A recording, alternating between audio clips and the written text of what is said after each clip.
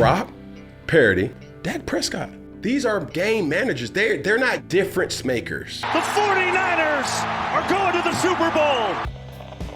Brock Purdy went from everyone's favorite story last year as Mr. Irrelevant, who then became highly relevant in the Bay Area, to it should be a quarterback competition between him and Trey Lance, to game manager, to MVP, to definitely not an MVP, to difference maker. The media has no idea what the narrative should be on this guy, and he's leading a team to a Super Bowl in just his second season.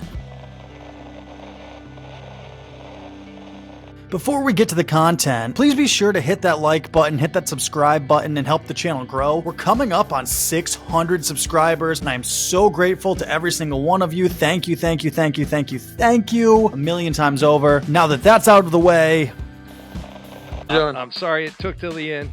We find you very relevant, but you are going to be Mr. Irrelevant. I appreciate it. Thanks for the opportunity, and honestly, man, I'm ready to roll for y'all, so let's do it. Brock Purdy was taken last in the 2022 NFL Draft, came into the 2022 season as the third-string quarterback behind Trey Lance, who the 49ers traded up to take, number 3 overall in the 2021 NFL Draft, and Jimmy Garoppolo, who had previously taken the 49ers to a Super Bowl and was widely regarded as a quality quarterback who just had the misfortune of injury. Coming into the 2022 season, Trey Lance was the starter for the San Francisco 49ers. Then he suffered a season-ending injury in Week 2. Then Jimmy Garoppolo took over as the starter until he suffered a season-ending injury in Week 13. And then Brock Purdy came in and lit the league on fire. 13 touchdowns to 4 interceptions, 67% completion percentage, a 107.3 rating, took his team to the NFC Championship game, and then got injured himself. This year,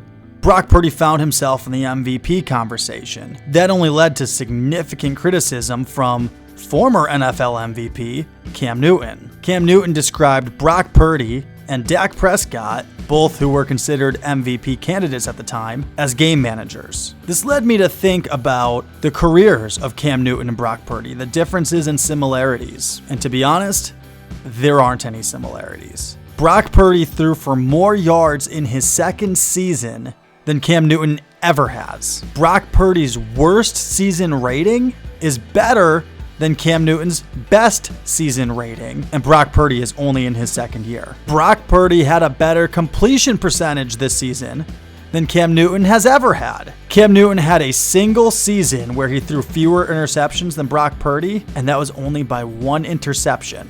All right, you want to talk rushing? Cam Newton's way better, not even close. And true, I would never describe Cam as a game manager, but I would describe him as a system quarterback. Cam Newton's MVP season, his best season in his entire career, was the season where Mike Shula went back, looked at film of what Auburn did to make Cam Newton successful, and incorporated it in the Carolina Panthers. Now, I think that's smart, good business. I think it's a good idea. I really think that's what every offensive coordinator should do. Find whatever it is that makes your quarterback the most successful and do it. But outside of Ron Rivera and Mike Shula, Cam Newton was never successful in the NFL. Cam Newton was terrible in Bill Belichick's offense. He came back to the Panthers for one season and really wasn't even the starter. He was used as what? A system guy. He was used as a gadget player, as a part of the system. He wasn't used as a quarterback. All of this talk from Cam Newton about game managers, in today's NFL, with how dynamic these quarterbacks are, I'm hard-pressed to find anyone that I would describe as a sole game manager. These quarterbacks are dynamic and make plays with their legs and their arms. Even the ones who are a little bit less fast, they still run the read option. They're still doing things out there that it's hard to say any of them aren't a game changer or game wrecker outside of very few quarterbacks that probably aren't going to be starters next year. So who has a game manager? The Buffalo Bills? No. The Miami Dolphins? No. The New York Jets? No. New England Patriots?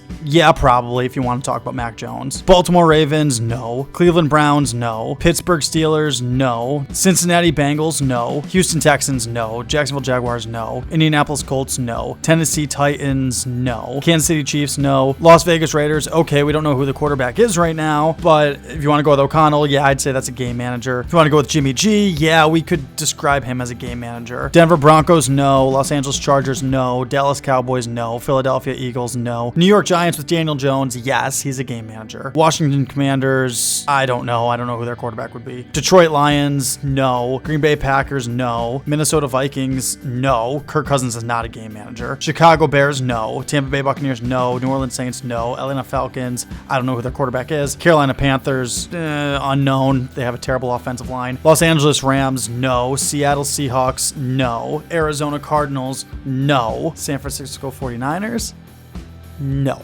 I don't see how anybody could watch that game from last night between the 49ers and the Lions and watch how Brock Purdy played and say that he's a game manager. I mean, by Cam's own definition of game manager, Brock Purdy doesn't meet the requirements. Brock, Purdy, Tua Tagovailoa, Jared Goff, and really, Dak Prescott. These are game managers. They're not difference makers. When you say game manager, I'm not asking you to go out and win the game. I'm just asking you not to lose. Not to lose the game. Exactly.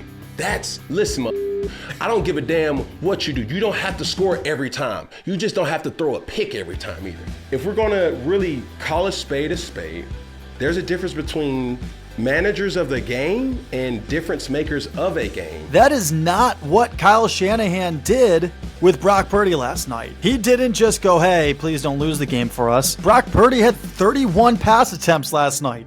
He put the ball in Brock's hands. Brock Purdy ran the ball 5 times last night. So there were 36 plays that were all on Brock Purdy beyond just, hey, hand the football off. 36 plays that were, we trust you to go get this win. And why wouldn't you? Brock Purdy is 22-4 in the NFL in games where he has 10 pass attempts or more. Why do I say it that way? Because there was an NFC Championship game last year where he only got 5 pass attempts. He is a game changer, a game wrecker. He is not a game manager. And there it is. The 49ers are going to the Super Bowl. Oh, but still, go Seahawks. Broken up, picked off. This game is over. Please be sure to hit that like button, hit that subscribe button for more content surrounding happenings of the NFL, the MLB, the NHL, the NBA, the NCAA, the ABCD, the NWA, sports world. Please subscribe.